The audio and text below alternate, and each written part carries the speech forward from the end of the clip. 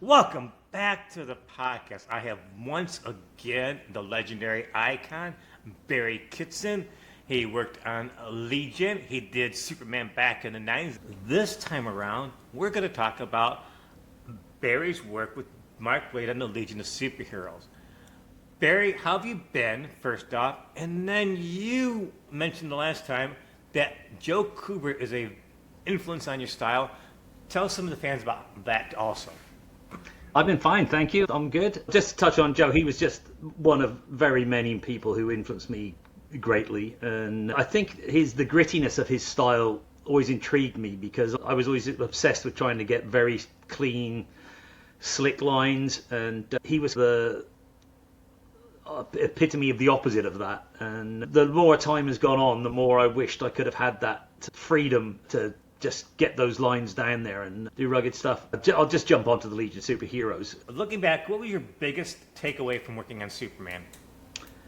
Oh, that's a good question. I think it was probably the friendships I made while working on it. The way the Superman team worked was they would gather together, all the writers and artists, I think it was twice a year, and we would have a brainstorming session where we would try and come up with the ideas for the next 6 months worth of all 4 Superman comics that were coming out. So we all got to spend time together and got to know each other. And very unusual in the world of comics for so many of us to get together like that. And we had little running jokes between all of us and rivalries, and it was a good time. It was a good time. Mike Carlin was an amazing editor.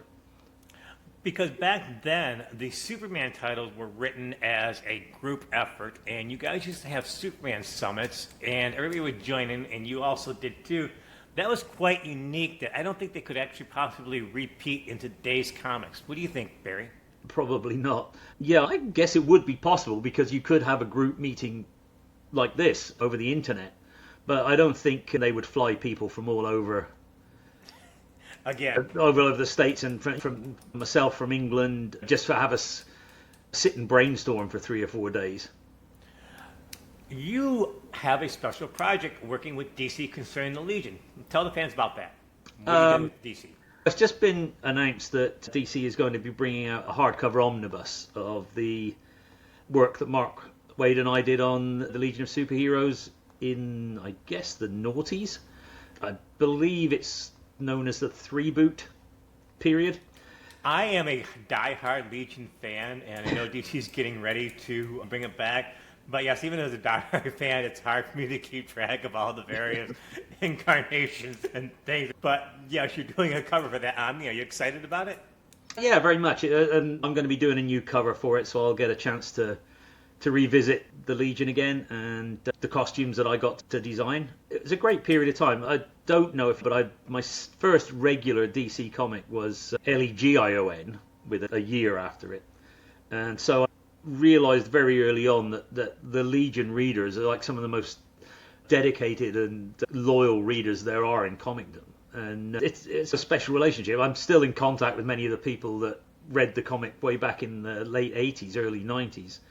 And that kind of carried over to get to actually go from there to do the real Legion, which was one of the comics I loved most when I was a kid growing up. I think my favorite DC comics would have been probably between Doom Patrol and Legion of Superheroes, generally to read. Obviously there were exceptions depending on who was working on what title from time to time. But did you have a desire to actually draw Doom Patrol at one time? Yeah, I would love to have done. Yeah, that's one of the reasons why they ended up in Justice League Year 1. Okay, let's talk about the Legion of Superheroes. I think it's fair to say that out of all the things that came out of it, the Legion of Superheroes probably suffered the worst out of the crisis. Would you agree with that as a fan and as a creator? Yeah, I don't really know what to add to that. No, that's fine. I don't want to be here criticizing anybody else's work. I say that because the Legion has always had a hard time of being a revival. So when you and Mark Waid were doing the Legion, how does that particular body of work, Legion, stand up for Barry Kitson among all the stuff that you've done? Pretty highly. I really enjoyed it. The great thing was when we were given the title, we were told no one else was going to touch him at DC. It was entirely our own realm. We could do whatever we wanted. And we had some pretty grand plans that would have taken us probably 5 or 6 years to bring them to complete fruition. And when we started, everything was great, but the whole "we're not going to touch you" thing only lasted for about 3 or 4 months before a bigger name Flavor of the Month at DC wanted to use some of the characters, and so everything started to unravel. Our big sort of aim for it was we wanted to try and honor all the versions of Legion that we'd loved and read, and not take anything away from anybody else who had a favorite period. One of the things we'd hoped to do was, as Brainy tried to return Supergirl to the 20th century, that we would reveal that you can't travel backwards. Every time you travel backwards, you create another reality. And in each of these realities, that would be the home of one of the previous legions.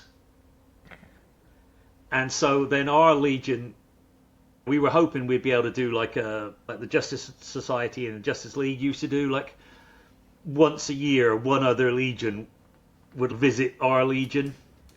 But obviously we couldn't do that because once Supergirl became incredibly, because we chose Supergirl over Superboy because at the time we thought, yes, we can use this character and people will leave us alone. But then, as coincidences happen, she became an incredibly hot character within about 2 months of her being in the Legion. And there are Easter eggs in the early issues, like the spinneret in the Legion HQ with DC Comics on. And so we thought we could put all these things together and have this separate mythology, and but then characters wanted to be used in the present day by more high profile books. But I have a couple of questions, and we're going to go talk about you and Waid. Why did you leave the series a few issues before it ended? We basically saw our grand scheme falling apart the further we went on with it. And I think in the end we just got frustrated in that we'd worked on a lot of these ideas, and each month we were being told you can do less of them and less of them and less of them, and it just became more hassle than it was worth. Yeah, I try not to give it. It wasn't a disappointment as such because we still loved the character, but it was a kind of a frustration in that we had an idea for a story, but now we had to go back to that idea and alter it into something else, which ultimately, if I'm being honest, wasn't as satisfying as the original ideas we had in our heads.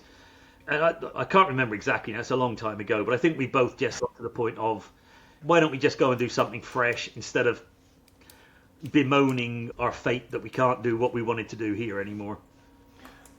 That was a long time ago, so let's go even farther back and let's see how good the Kitson memory is.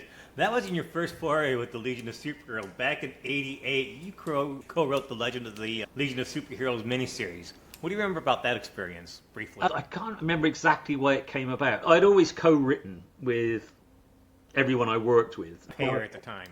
Yeah, I met Mark as he came on to just do dialogue on LEGION because I was writing it and drawing it entirely on my own at the time. And so I think DC wanted me to continue writing, and obviously everybody knew I was a big Legion fan, and I was just offered it. So let the opportunity. Was it always in your back pocket to one day become a writer, or that you just kind of fell into it? I never wanted to be just a writer. I'd always wanted to be a storyteller, and I've always tried very hard to work with the writers in a sort of symbiotic way. In fact, one of the first things that happened at DC was the first work I ever did at DC was the Batgirl special, the last Batgirl story. The second story I was given was Legion of Superheroes annual. And so I got the script. There's a phone number on the script. The first thing I did was ring up the writer. And all I know of, this shows how much attention I pay to things. All I knew was it's Paul Livett, he writes the Legion. So then I speak to Karen Berger, who was the editor on it. I said, "Oh, I rang Paul. We had a good long chat." She said, "What? You rang Paul? You don't just ring the editor-in-chief?" And he said, "No, he was fine." And Paul and I have been friends, ever since. But so the first thing I always used to do was call whoever I was working with, and then I never asked for co-writing credits because that sort of thing didn't worry me. But I always wanted to be involved in the storytelling, and I was always, and still am, a big fan of what used to be called the Marvel method, which sadly has pretty much disappeared now. Which is why I think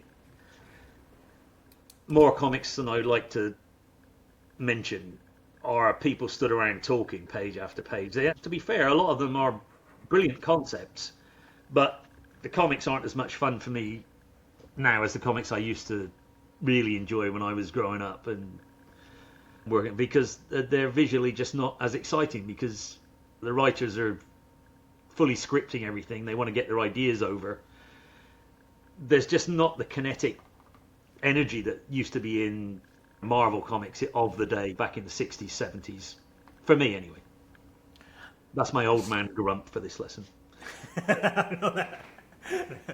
It's hard for Barry Kitson to say what's on his mind because you're a nice and diplomatic guy that doesn't want to ruffle feathers. Is that kind of correct at times? Yeah, well, I'm English. Well, that is correct. That's like TNA. I'm not trying to laugh or make fun of you, but I sometimes ask some of these questions. You're like, Barry's over there going, "How can I say this the most nicest diplomatic way to not offend anybody?" Which it's not only not offending anyone. It's like I have it in the back of my mind. Who are you to be saying this about someone else?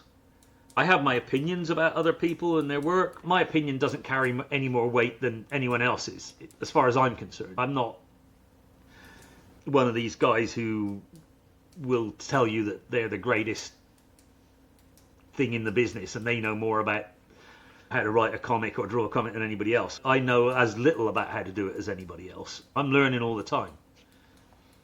So how did Legion, with you and Mark Waid, come together? What was the seed, or how did that genesis initially come together with you two? Dan DiDio came to us and basically said, we need a fresh start. And Mark and I are both big Legion fans, always have been. And that was our motivating point, really, is how can we restart it without in any way trying to wipe out everybody else's work. We wanted to honour it and include it. And so that's how the whole thing about anybody could be a Legionnaire in our version came about. All you had to do to be a Legionnaire was turn up at the Legion HQ and say, "I'm a Legionnaire." So the whole drive of it was for everything to be inclusive. And it just started from there, and that was how we had the ideas of how come they've all got lad and lass names. Okay, we're not going to make fun of that thing. We're going to say they made that choice because they've seen DC Comics featuring the Legion from the 20th century. How that happened would have been revealed in our grand plan, obviously, but never was. And we just took it from there. And we tried to, I don't know if you can even use the term, but try to be more realistic about what the future might be like. Hence, like in the very first issue, where you've got two guys working in a room, but they don't ever actually look at each other. They only look at the monitor screens, even though they're in the same room. We thought that was, that'll make people think. Little did we realise that it was going to come true probably before we even finished the end of the series. But yeah, so we tried to think up a lot of things like that, like all their uniforms. Again, I don't know if this ever really got to the point where it came over, but all the symbols were going to be changing because, as again, something else that came true, you can now get clothes with moving images on them. So, like Light Lass's costume, all the arrows were going to be constantly moving upwards and coming off and coming back on again, and stuff like that. Then that was part of the fun of that kind of side of things. And again, I've rambled off. And What was your personal highlight when working on that series with Mark Waid? Do you have some personal highlights that you really... I don't know if it's really a highlight. The thing I remember most, it was when Mark told me we have to kill Dream Girl. Because Mark's always the one... Mark is a much less romantic storyteller than I am. He sees the story as the story. I may be the cynical one, but I'm the one who's like, no, you can't kill my favourite character. And I remember when the story had reached this logical point where he said, we have to kill her. And we argued for a few days over that until I finally said, yeah, you're right. It's the best thing for the story. And that's definitely the bit I remember most vividly about working on it. I have one more question for this Mark Waid and Legion of Superheroes question personally. Do you think that the series would have done better if DC had less interference, or was it just the fans just weren't ready for a Legion at this particular time with DC, everything that was going on in the marketplace? I can't answer that question. I don't know. Honestly, don't know. As far as Legion goes, we were very successful compared to what had gone on before we took our run on it. Why was it canceled? Sales or just editorial? I'm notorious for not reading a book I've worked on after I leave it, because all I end up doing is either getting frustrated or I don't want to be the guy who's ringing up another creator saying, no, you're doing that all wrong. And I'd rather not know what the people who follow me are doing to the characters. Given a period of time like now, I can happily go back and read it. But at the time, after I left Legion, didn't go back and look at it. As a fan, I would have. I am opinionated. I do have issues, and but I'd rather not be a negative voice. And then if somebody comes along to me and shows me something and says, "Oh, look what they've done since you've left, and it's brilliant," then I will get on the phone and say, "Oh, somebody just showed me something that's brilliant." But I don't want to be the guy who's going, he shouldn't have done that. So DC is getting ready to do their Legion revival this year, and they've really done a lot of good stuff hitting out of the ballpark. And the Legion has not had very many successful revivals in a very long time. And I don't mean to be laughing over the thing, because I really want a good Legion. What would you say, as a Legion fan, for DC to make a good, successful Legion that lasts for a while this time? I think you just got to have people involved in it who actually love the Legion. I think some of the more recent revivals, I didn't get the impression that the people involved were really emotionally involved with the characters. I'm not going to name any names, but I found some of the recent revivals difficult to read. And Barry, from somebody who's read the Legion from 1964 or whatever, as a 6-year-old or a 5-year-old or whatever, for me to say that I find any version of the Legion difficult to read is something of a confession. I understand that. Barry, before we wrap the session on the Legion of Superheroes that you did with Mark Waid, do you have any closing thoughts, final comments? No, not really. Going back, I've been finding material for the omnibus, and going back and looking through that stuff, it just really did bring back a lot of memories and made me realize how much I really enjoyed that period. I think that the nature of the business is such that, especially when you're doing a monthly book, which I'd always done and always did, is you go from one project straight onto the next one. I never had any downtime, and you just get caught up in the next one. And so when people ask me who my favorite characters are, my honest answer is whoever I'm working on at the moment, because I'm so wrapped up in those characters and what I'm doing, that maybe looking back, maybe Shadowlass was always my favorite, really, but she's not on a day when I'm doing a cover for another comic, and all my love is for the character I'm drawing at the moment. Barry Kitson, a writer, creator, Legion of Superheroes, countless other things. Thanks so much for joining me on this podcast. I cannot wait to get you back on again. Thank you so much. An absolute pleasure. I always enjoy talking comics, you know that. Thank you.